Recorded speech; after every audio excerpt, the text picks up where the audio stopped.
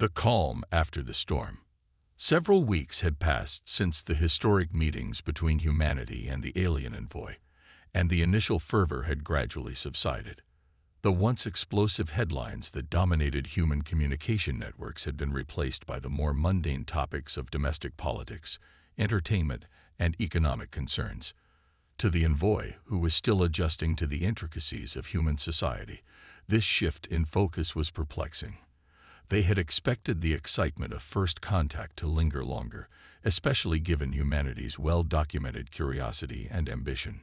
Life on Earth and its far-flung colonies had seemingly returned to a state of normalcy, almost as if the arrival of the alien delegation was just another event in a long list of historical milestones. The envoy found themselves poring over endless streams of human data, trying to understand this strange species that could so easily adapt to such a momentous event. Was this ability to revert to routine a sign of resilience, or was it a symptom of a deeper, more complicated aspect of human nature? The envoy's contemplation was interrupted by a communication request from the human ambassador, requesting an informal meeting aboard the alien ship. This request surprised the envoy, as it seemed to come out of nowhere. Despite having only known the ambassador for less than 100 solar cycles, the envoy had already developed a sense of respect for the human's perceptiveness and diplomatic finesse. The ambassador seemed to possess an uncanny ability to read the envoy's emotions, an ability that the envoy found both intriguing and unsettling. Upon the ambassador's arrival, the envoy greeted him with the customary formalities of their species, which the ambassador mirrored with a smile. Despite the envoy's attempts to maintain a professional demeanor, they could not hide their growing concern about the state of the negotiations. The ambassador, ever perceptive, noticed this immediately. "You're troubled," the ambassador remarked as they settled into the meeting room, his voice warm and understanding. The envoy hesitated, unsure of how much to reveal. "I have observed that the human response to our presence has diminished significantly. It is as if we are no longer of interest to your people. This shift in attention is disconcerting." The ambassador chuckled softly, a sound that the envoy had come to associate with amusement or irony. "It's not that you've been forgotten," he reassured. "Humans are complex creatures. We crave routine, even in the face of extraordinary events. It's how we cope with uncertainty." The envoy's curiosity was piqued. But surely the implications of our presence, the possibility of joining a galactic community, should be enough to maintain your species' attention. The ambassador nodded thoughtfully. "You would think so, but the truth is, most humans have already made up their minds to wait and see how things unfold. We are a species that, for all our exploration and curiosity, is deeply rooted in the familiar. For now, life goes on as usual, with or without the knowledge of extraterrestrial life." This revelation left the envoy even more puzzled. How can your people be content with remaining within the confines of your own star system, knowing that there is so much more out there? The ambassador leaned back in his seat, his eyes distant as he considered the question. "It's different when you can still see Earth out your window," he said after a moment. "Space may be vast, but Earth is home. It's a place that grounds us, gives us a sense of belonging. For many, the idea of leaving that behind is daunting, even with the promise of a greater universe." The envoy tried to grasp this perspective, but it eluded them. Their own species had long since abandoned the notion of a singular homeworld, choosing instead to become a nomadic civilization that roamed the stars in search of knowledge and experiences. The concept of being tethered to a single planet seemed limiting, yet here was a species that thrived under such conditions. The meeting continued with the ambassador sharing more about human culture, their history of exploration, and the paradoxical relationship they had with the unknown. The envoy listened intently, absorbing every detail, but they could not shake the feeling that something crucial was still being withheld. As the conversation drew to a close, the ambassador rose to leave, but not before offering a final piece of insight.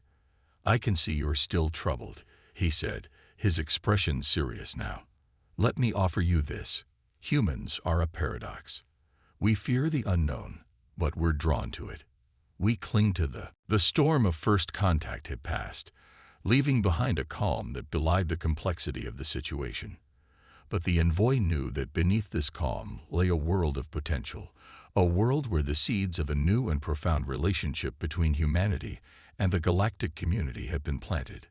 It was a relationship that, like the humans themselves, was full of contradictions, challenges, and endless possibilities. The situation. The ambassador, ever astute, quickly picked up on the envoy's unease and addressed it directly. "You seem troubled," the ambassador said, settling into one of the alien ship's seats, designed specifically for human physiology. The envoy appreciated this small gesture of consideration, though it did little to ease their apprehension. "I find it difficult to comprehend your people's reaction, or rather, lack of reaction, to the current state of our negotiations," the envoy admitted. "The excitement that greeted our arrival has dissipated, and life appears to have resumed, as though nothing extraordinary has occurred. I cannot help but wonder if this is due to frustration with the pace of our discussions or a deeper indifference to the outcome." The ambassador leaned back, crossing his arms in thought before responding. "I can see how it might appear that way from an outsider's perspective, but I assure you, it's not indifference. Humans are adaptable. We've learned through countless generations that life has to go on, no matter the circumstances. It's a survival mechanism, if you will. We've had to balance the extraordinary with the ordinary so often that it's become second nature. But the significance of this moment in your history, does it not warrant more sustained attention?" the envoy pressed. "It does," the ambassador agreed, "but it's also something we've learned to manage internally. The truth is, most people have decided to wait and see what the outcome of these negotiations will be. They've learned patience, especially in matters that are largely out of their hands. There's a kind of trust that the right decisions will be made, even if they don't involve everyone directly." The envoy found this explanation both enlightening and frustrating. Humans were clearly complex, and their motivations were layered in ways that were difficult to untangle. It was as if their outward calm concealed a deeper, more intricate web of thoughts and emotions. The envoy had studied countless species, but humans were proving to be particularly challenging to fully understand. "There's something else," the envoy said after a pause. "Despite your openness, I can't shake the feeling that there's more beneath the surface, something your people aren't sharing with us." The ambassador nodded slowly, acknowledging the envoy's observation. "You're perceptive," he said, his tone shifting slightly. "It's true that we're not laying everything on the table, but it's not out of deception. It's simply that we're cautious. As a species, we've encountered so many unknowns, and history has taught us to tread carefully, especially when dealing with those who might not understand our ways. We're eager to explore the possibilities that your prescience offers, but we're also aware of the risks." "Risks?" the envoy inquired, their curiosity piqued. "Risks of miscommunication, of cultural misunderstandings, of making decisions that could have unintended consequences," the ambassador explained. "We've seen it happen before, even among our own people. So we take our time. We learn, we observe, and we adapt. It's how we've survived and thrived, even in the most challenging environments." The envoy considered the ambassador's words carefully. This cautious approach was something they had not fully anticipated. In many ways, it mirrored their own species' strategies, yet there was a distinct difference in execution. Humans seemed to possess an inherent flexibility, a willingness to shift and adjust their approach based on the situation at hand. It was both admirable and, to the envoy, somewhat unsettling. "I see," the envoy finally said. "This patience and caution, are they the reasons why your people have remained within the confines of your own star system for so long?" The ambassador chuckled softly. "Partly. But it's also because we still have so much to explore and understand right here. Earth, for all its familiarity, still holds mysteries for us. And when you can look out a window and see your home planet, it's a reminder of where we came from and why we need to proceed carefully." The envoy found themselves at a loss for words. The ambassador's explanation had provided insight into the human mindset, yet it had also raised more questions. The envoy had come to Earth expecting to find a species eager to leap into the galaxy, yet what they had found was a people content to take their time, to deliberate, and to proceed with caution. As the meeting drew to a close, the envoy thanked the ambassador for his candor. But as they parted ways, the envoy couldn't shake the feeling that there was still something they were missing, some crucial aspect of humanity that had yet to be revealed. They resolved to continue their observations, to dig deeper into the human psyche, and to uncover the motivations that drove this fascinating, paradoxical species. In the days that followed, the envoy immersed themselves in human culture, studying everything from art and literature to science and philosophy. They engaged in conversations with scholars, scientists, and everyday citizens, seeking to understand the myriad perspectives that made up the human experience. Yet, despite their efforts, the envoy still felt as though they were only scratching the surface. It wasn't until a chance encounter with a young human child that the envoy began to see the bigger picture. The child, curious and unafraid, approached the envoy during a public event, asking questions that were both simple and profound. The envoy was struck by the child's innocence, the way they viewed the world with wonder and curiosity, unburdened by the complexities that seemed to weigh down the adults around them. In that moment, the envoy realized that perhaps the key to understanding humanity lay not in their advanced technology or their intricate social structures, but in their ability to find beauty and meaning in the simplest of things. It was a revelation that would shake the envoy's approach to the negotiations and, ultimately, their understanding of what it meant to be human. As the weeks turned into months, the envoy's relationship with humanity deepened. They began to see the world through human eyes, to appreciate the nuances of their culture and the resilience of their spirit. And while the negotiations continued, with all the complexities and challenges that came with them, the envoy felt a growing sense of connection to this remarkable species. In the end, it wasn't just the formal agreements or the diplomatic exchanges that defined humanity's place in the galaxy. It was their capacity for wonder, their adaptability, and their unwavering determination to explore the unknown, no matter the risks.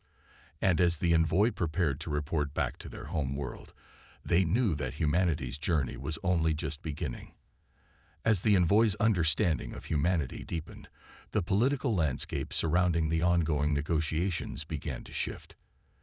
The initial optimism that had greeted the arrival of the alien delegation was now tempered by the complexities of integrating an entirely new species into the galactic fold.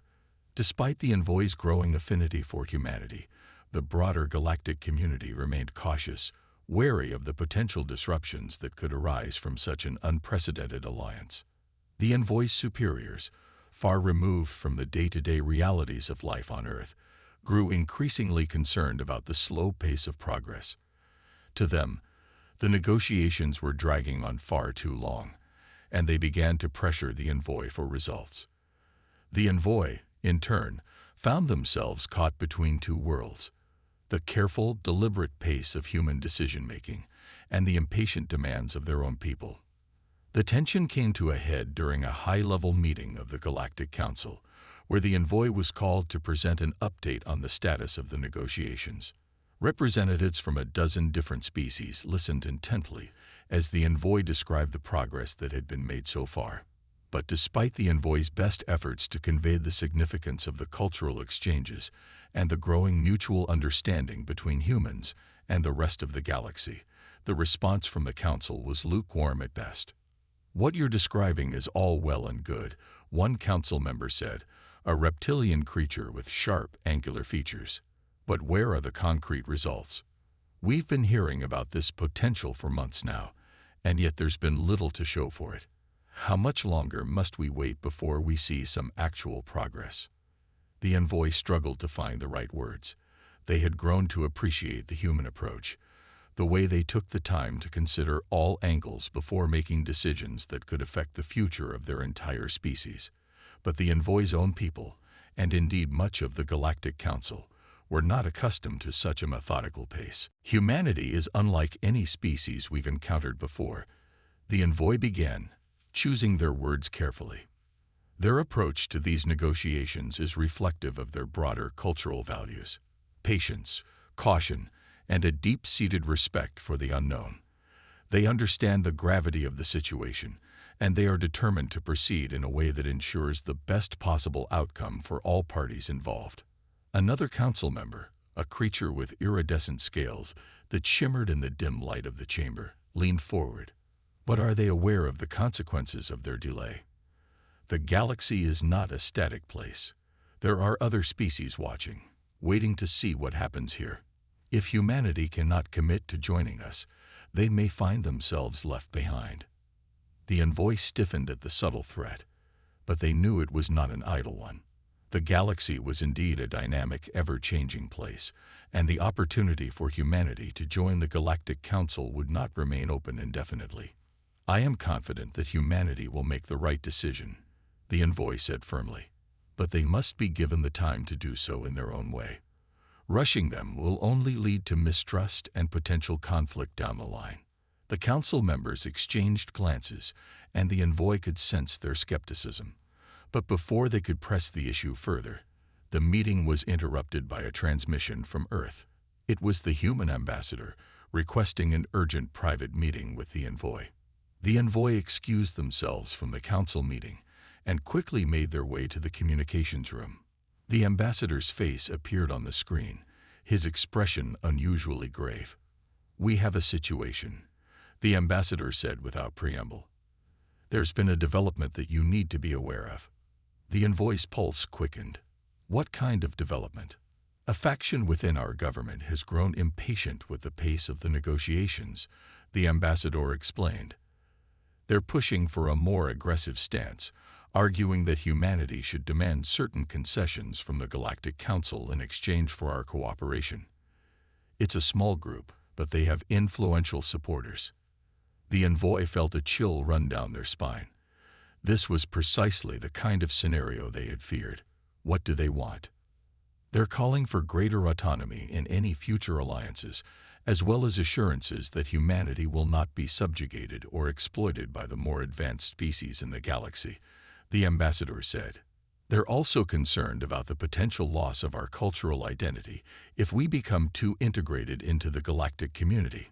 The envoy considered the implications of this carefully. The concerns raised by this faction were not entirely unfounded.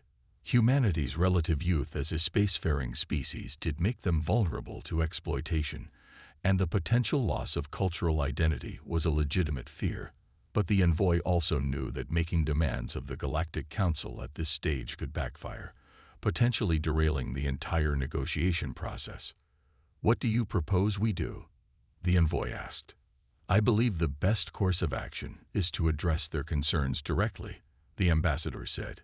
"We need to reassure them that their fears are being taken seriously, while also making it clear that cooperation with the Galactic Council is in humanity's best interest. But we can't do it alone. We need your help to bridge the gap between our factions and ensure that the negotiations stay on track." The envoy nodded, already formulating a plan. "I will return to Earth immediately. We need to convene a meeting with this faction and address their concerns head-on. It's the only way to prevent this situation from escalating." The ambassador agreed, and within hours, the envoy was on their way back to Earth. As they traveled, they couldn't help but reflect on the delicate balance they were trying to maintain. On the one hand, they understood the Galactic Council's impatience and the pressure they were under to deliver results. On the other hand, they had come to respect humanity's cautious, thoughtful approach to the negotiations, and they knew that any attempt to force a decision would likely end in disaster. When the envoy arrived on Earth, they were immediately escorted to a secure location where the leaders of the dissenting faction had gathered. The atmosphere in the room was tense, and the envoy could feel the weight of the situation bearing down on them. The leader of the faction, a stern-looking man with sharp features and a no-nonsense demeanor, wasted no time in laying out his concerns. "We've been patient," he said bluntly, But our patience is wearing thin. We need guarantees that humanity's interests will be protected in any future alliances. We won't be bullied into submission by the Galactic Council. The envoy listened carefully, taking note of the underlying fear and frustration in the man's voice. When he finished speaking, the envoy addressed him directly. I understand your concerns, and I want to assure you that they are being taken seriously. But I also want to caution you against taking a more aggressive stance at this stage. The Galactic Council is wary of humanity's potential, but they are also eager to see you join the galactic community. If we approach this carefully and with mutual respect, I believe we can achieve an outcome that benefits all parties. The man eyed the envoy skeptically. And what guarantees can you offer us? The only guarantee I can offer is that I will do everything in my power to ensure that humanity's interests are protected, the envoy said. But I need your cooperation to make that happen. We are at a critical juncture in these negotiations, and any misstep could have far-reaching consequences. I urge you to consider the bigger picture and the potential benefits of a successful alliance with the Galactic Council. There was a long silence as the man weighed the envoy's words. Finally, he nodded. Very well. We will give you more time to negotiate, but we will be watching closely. If we feel that our concerns are not being addressed, we will not hesitate to take matters into our own hands. The envoy breathed a silent sigh of relief. It wasn't the ideal outcome, but it was enough to keep the negotiations on track for the time being. As the meeting concluded, the envoy couldn't shake the feeling that they were walking a tightrope, trying to balance the competing interests of both the Galactic Council and humanity. The stakes had never been higher, and the envoy knew that the outcome of these negotiations would shape the future of the galaxy for generations to come. The envoy left the meeting determined to redouble their efforts. They knew that the path ahead would be fraught with challenges, but they also knew that the potential rewards were too great to ignore. Humanity's entry into the galactic community was not just about politics or power.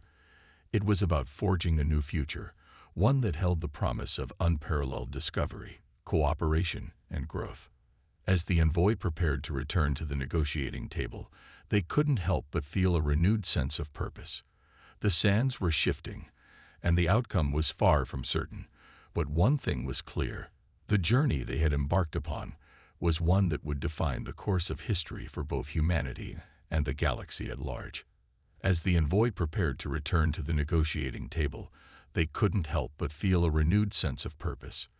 The sands were shifting, and the outcome was far from certain.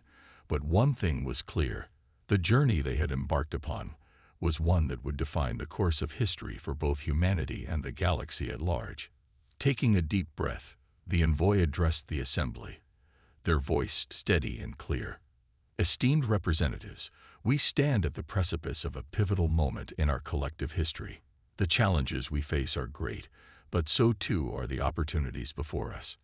We have an unprecedented chance to build a future where cooperation and mutual respect guide our interactions. The path we choose today will shape not only our destiny but the destiny of countless others across the galaxy. The envoy's words resonated through the chamber, sparking murmurs of agreement and renewed energy. The dialogue resumed with a newfound vigor, the discussions now framed by a shared vision of a cooperative future. As the hours ticked by, the debates grew more constructive, with each side offering concessions and exploring creative solutions. Outside the chamber, the envoy's team worked tirelessly, facilitating communication, addressing concerns, and ensuring that all voices were heard. The complexity of the issues at hand required careful negotiation and strategic compromise, but the envoy remained steadfast in their commitment to forging a lasting agreement. As the day wore on, the atmosphere in the chamber shifted from tension to optimism.